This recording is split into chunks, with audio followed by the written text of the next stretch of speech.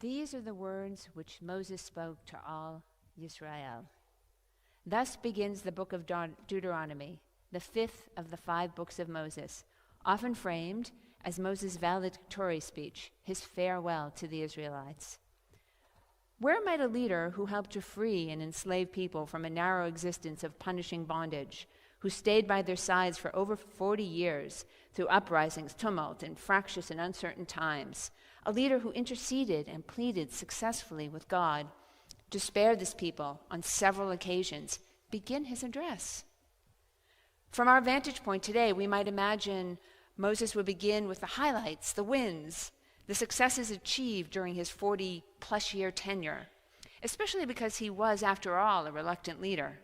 Recall that he did not want the job that God offered him. He tried to convince God that he was not up to the task. He was slow of speech and slow of tongue, he said.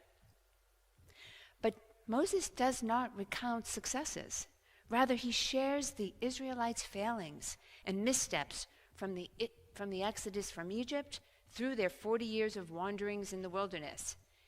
He describes some of these failings in great detail, such as the episodes of the spies, while alluding to other transgressions, such as the sin of the golden calf. Moreover, he plainly rebukes the Israelites for these transgressions, for their bickering and their whining.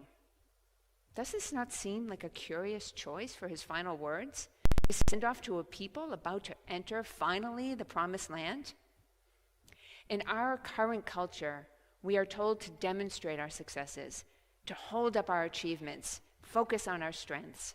For instance, could you imagine a corporate executive beginning an annual meeting by detailing all of the organization's mistakes and setbacks in the previous year?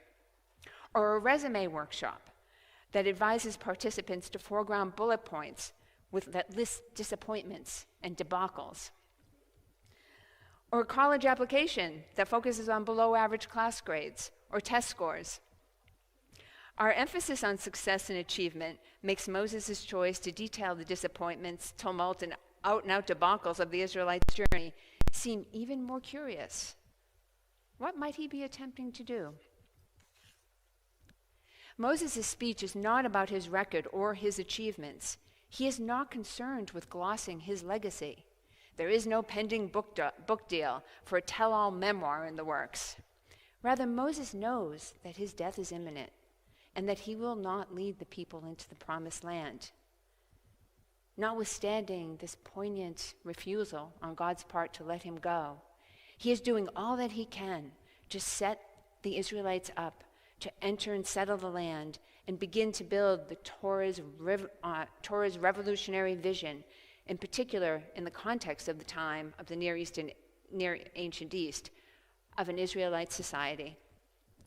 To this end, he asked God to appoint a successor, and now his chief concern is to elucidate and perpetuate the covenant between God and the Jewish people for the generations of Israelites about to enter the promised land, as well as for all future generations. As it is written in Deuteronomy, God made this covenant both with those who are standing here with us this day and with those who are not with us here this day.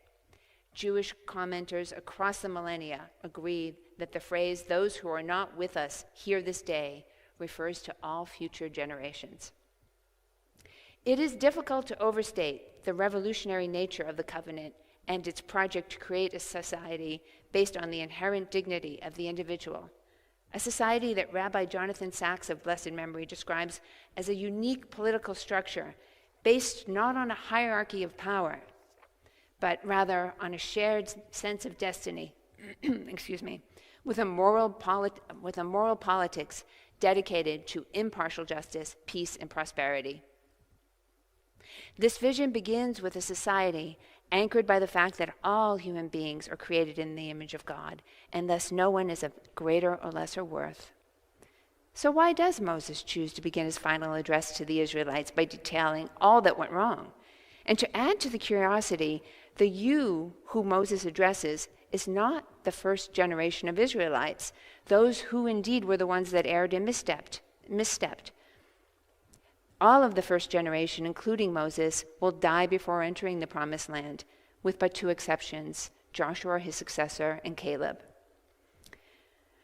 Too often in life, we paper over difficulties. We move too quickly from what isn't working without taking the time to reflect and understand what and where things went wrong. Yet if we do not have some understanding of our own behavior internally and in relationship with one another, are we not more likely to repeat mistakes and fall into patterns of dysfunction? Such dysfunction invades family and societal systems, causing distress and harm. Moses was a prophet, a visionary.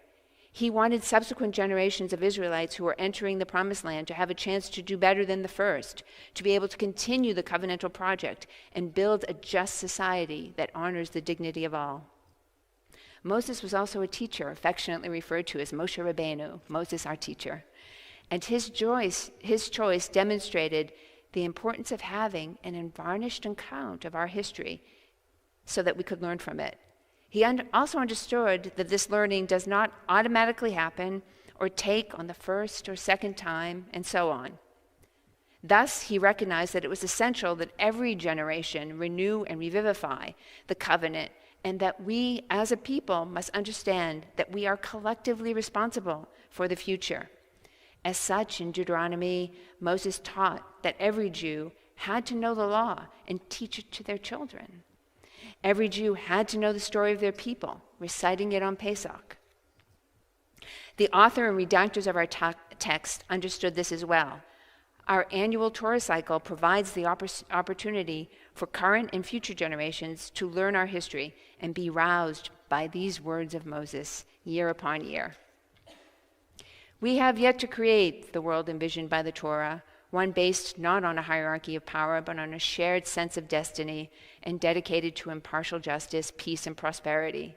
Thus, Devarim's reminders of our collective responsibility to continue to pursue justice and build such a world are necessary.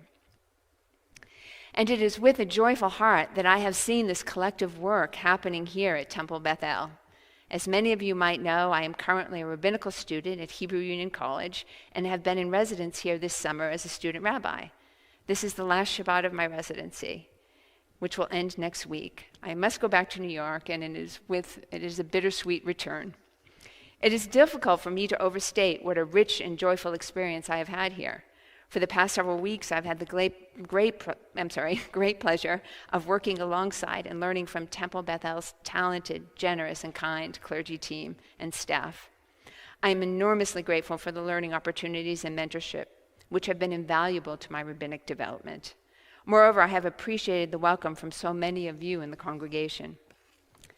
I have also been heartened and inspired to experience the thoughtful and intentional way Temple Bethel leadership and congregants pursue your own vision, the vision of creating a bold Jewish community of deep roots, sacred responsibility, and daring hope. A vision consonant with the Deuteronomic covenantal relationship Moses shared in his address to the Israelites.